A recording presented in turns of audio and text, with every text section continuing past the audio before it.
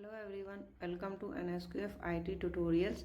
आज की इस वीडियो में हम डिस्कस करेंगे क्लास 12th IT सब्जेक्ट की जो यूनिट 4 चल रही है हमारी, उसका जो चैप्टर 11 है उसके 1 मार्क्स के क्वेश्चन जो कि एमर्जिंग ट्रेंड सोशल इम्पैक्ट के हैं। तो इसमें जो 1 मार्क्स के क्वेश्चन रहने वाले हैं वो है multiple choice questions, fill in the blanks और फुल फॉर्म्स जो हैं इस चैप्टर में उनके बारे में हम देखेंगे। फर्स्ट हम देखते हैं मल्टीपल चॉइस क्वेश्चंस। तो फर्स्ट क्वेश्चन है, यह है आर्टिफिशियल इंटेलिजेंस एप्लीकेशन के कुछ उदाहरण हैं। These are some example of artificial intelligent application. तो इसमें आपको कुछ एग्जांपल्स दिए हुए हैं, तो उनमें से बताना है कि कौन सा इसका एग्जांपल है या नहीं। तो AI श्री जो कि आपकी एप्पल में यूज़ होती है, गूगल नाउ, एलेक्सा, ये सारे के सारे आपके आर्टिफिशियल इंटेलिजेंस के ही एग्जाम्पल हैं। तो इसका जो आंसर रहेगा वो रहेगा all of these. Question number 2 है, IoT डिवाइस का एक सामान्य उदाहरण जो NLP तकनीक का उपयोग करता है वह डैश है। एक common example of an IoT device that uses NLP technology is. एक कॉमन एग्जाम्पल बताना है हमें IoT डिवाइसेस का जो कि NLP टेक्नोलॉजी का यूज़ करता है। तो NLP टेक्नोलॉजी क्या होती है? Natural language process.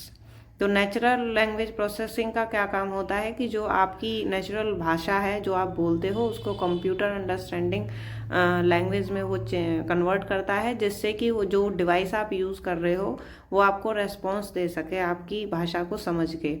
तो इसमें जो कॉमन एग्जाम्पल है वो है अमेजोन एलेक्सा। तो इसका आंसर जो रहेगा वो ऑप्शन सी रहेगा। थर्ड क्वेश्चन है, डैश हमें स्मार्टफोन या कंप्यूटर के माध्यम से, इंटरनेट के माध्यम से कई गैजेट्स के साथ बातचीत करने में सक्षम बनाता है। Dash enables us to interact with many gadgets via the internet through a smartphone और कंप्यूटर। तो इसका जो आंसर है वो है IoT of things. IoT of things का मतलब कि इंटरनेट में बहुत सारी चीज़ें एक साथ जुड़ती हैं जिससे आप डाटा को स्टोर और शेयर कर सकते हो। नेक्स्ट है क्वेश्चन नंबर 4, निम्न में से कौन विशेष सिस्टम और सॉफ्टवेयर का उपयोग करके उनमें मौजूद जानकारी के बारे में निष्कर्ष निकालने के लिए डाटा सेट की जांच करने की प्रोसेस है? Which of the following is the process of examining data sets to draw conclusions about the information they contain using special system and software. तो जहाँ पर भी आपका जो है डाटा का निष्कर्ष निकालना या एग्जामाइन डाटा आ जाए तो वहाँ पे आपका डाटा एनालिटिक्स ही होता है, क्योंकि डाटा एनालिटिक्स कैसी प्रोसेस है, उसमें हम डाटा को इकट्ठा करते हैं अलग अलग सोर्सेज से, फिर उसको क्लीन करते हैं, फिर उसमें से जो देखते हैं कि डाटा हमारा सही है नहीं है, उसको स्टोर कर किया जाता है। तो डाटा एनालिटिक्स का काम होता है डाटा का विश्लेषण करना और उसको स्टोर करना। तो इसका जो आंसर रहेगा वो डाटा एनालिटिक्स रहेगा, यानी डाटा को एनालाइज करना। क्वेश्चन नंबर 5 है, किसी लक्ष्य को विशिष्ट जानकारी प्रकट करने या नाजायज कारणों से कोई विशिष्ट स्पेशल गतिविधि करने के लिए मनाने के उद्देश्य से किए गए सभी दृष्टिकोणों को डैश कहा जाता है? All approaches aimed at pursuing a target to reveal specific information. यानी सारी की सारी अप्रोचेस जो हम यूज़ कर रहे हैं वो एम कर रही हैं pursuing a target to reveal specific information, कि वो जो है एक स्पेसिफिक इन्फॉर्मेशन उनसे हमें मिल सके, और perform a specific activity for illegitimate reasons are called. तो उसको हम बोलते हैं सोशल इंजीनियरिंग। सोशल इंजीनियरिंग का मतलब क्या है कि सोशली आप किसी को फोर्स करते हैं कि जिससे कि आपको उसका पर्सनल डाटा मिल जाए। एक तरीके के हैकर्स, अटैकर्स होते हैं। सोशल इंजीनियरिंग अटैकर्स जो होते हैं वो सोशली लोगों पर इंटरनेट के थ्रू जो है अटैक करते हैं, उन पर दबाव बनाते हैं उनके पर्सनल डाटा को शेयर करने के लिए। क्वेश्चन नंबर 6 है, डैश एक पाइथन कंप्यूटर लैंग्वेज पैकेज है जिसका उपयोग डाटा एनालिसिस को अधिक आसान बनाने के लिए एक उपकरण के रूप में किया जाता है। Dash is a Python computer language package that can be used as a tool to make data analysis easier. तो जो पाइथन में लैंग्वेज का पैकेज होता है वो पंडाज के अंदर होता है। पंडाज लाइब्रेरी होती है, उसी के अंदर आपका जो है लैंग्वेज का पैकेज होता है। तो इसका जो सही आंसर रहेगा वो रहेगा पंडाज। नाउ हम देखेंगे फिल इन द ब्लैंक्स। तो फर्स्ट क्वेश्चन है, हमें मौजूदा टेक्नोलॉजी को समझने और अपने आसपास की प्रगति को बेहतर समझ रखने के लिए आगामी डैश पर नज़र रखनी चाहिए। We should keep on eye on upcoming dash to understand the existing technology and have a better understanding of the progress around us. तो इसका क्या मतलब है कि जो हमारे पास अभी टेक्नोलॉजी है और जो आगे हमारे लिए अच्छी हो सकती है, एग्जिस्टिंग टेक्नोलॉजी और एक बेटर अंडरस्टैंडिंग हमें होनी चाहिए कि हमारे आसपास क्या हो रहा है। तो हमें किस पर नज़र रखनी चाहिए? जो ट्रेंड्स है, जो ट्रेंडिंग में चल रहा है फिलहाल, उस पर हमें नज़र रखनी चाहिए। तो इसका जो आंसर रहेगा वो रहेगा ट्रेंड्स। क्वेश्चन 2 है, डैश एक आर्टिफिशियल इंटेलिजेंस उपप्रणाली है जिसमें कंप्यूटर मनुष्यों द्वारा स्पष्ट रूप से ट्रेन किए बिना सांख्यिकी तकनीक यानी स्टैटिस्टिकल टेक्निक्स का उपयोग करके डाटा को सीख सकते हैं।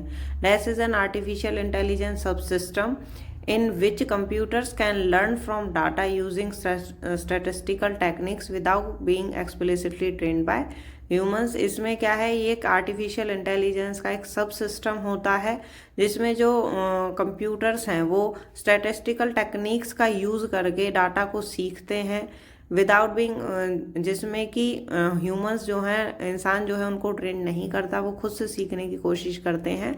तो वो होता है मशीन लर्निंग। जहाँ भी सब सिस्टम ऑफ एआई होता है वो मशीन लर्निंग होता है। नेक्स्ट क्वेश्चन है क्वेश्चन नंबर 3, मशीन लर्निंग में डैश शामिल है जो सीखने और प्रिडिक्शन करने के लिए डाटा का उपयोग करते हैं। Machine learning consist of dash which use data to learn and make predictions. तो ये एल्गोरिथम्स होते हैं इसके अंदर जिनका यूज ये करते हैं।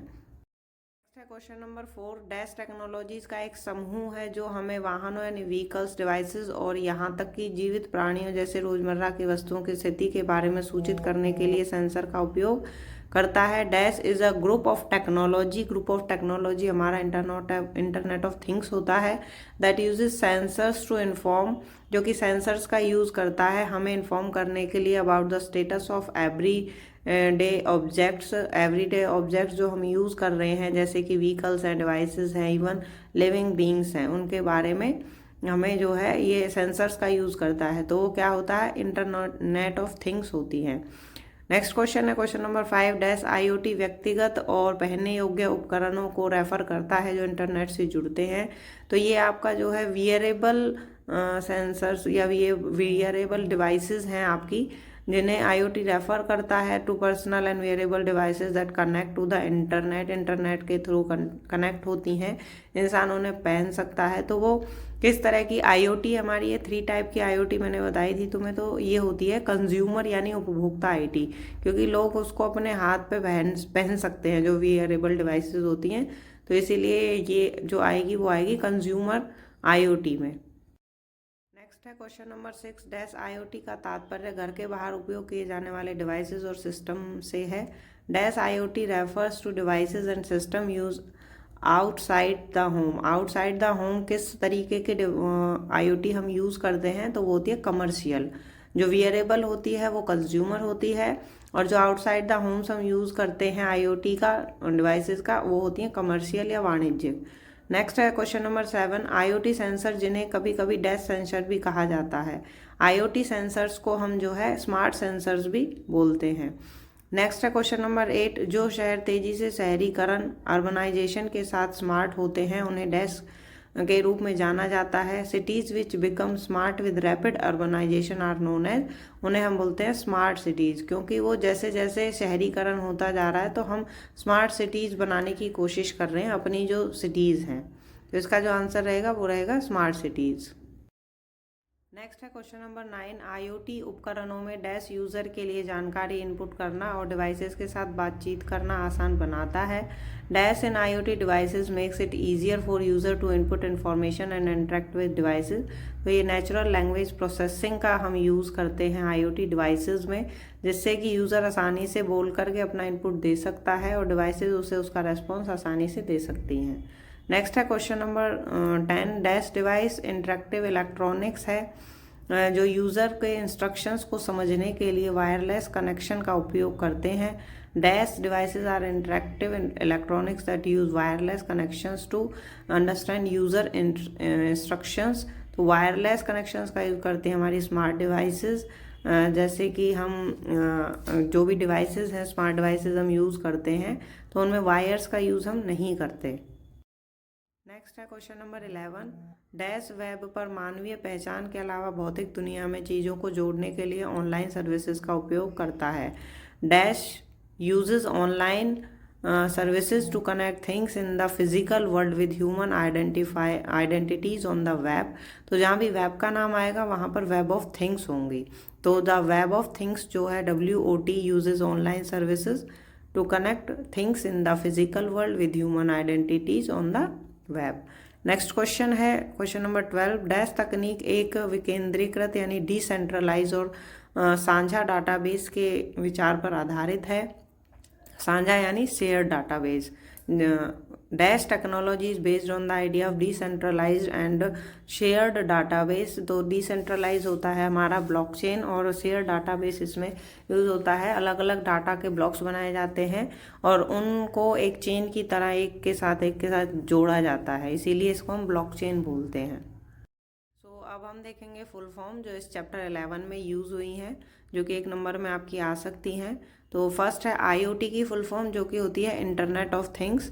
नेक्स्ट है IIoT, तो यह है industrial internet of things. Next है UID यूनिक आइडेंटिफिकेशन। नेक्स्ट है IP इंटरनेट प्रोटोकॉल, जो प्रोटोकॉल इंटरनेट में यूज़ होते हैं। नेक्स्ट है AI artificial intelligence. NLP natural language processing. WOT web of things. तो ये सारे एक नंबर के क्वेश्चंस हैं जो कि एग्ज़ाम के पॉइंट ऑफ व्यू से इम्पोर्टेंट हैं, तो आप इनको एक बार ज़रूर देखें। So thank you. वीडियो अगर अच्छी लगी है तो लाइक करें, शेयर करें, कमेंट में ज़रूर बताएं, सब्सक्राइब करें चैनल को आगे की वीडियोज़ के लिए।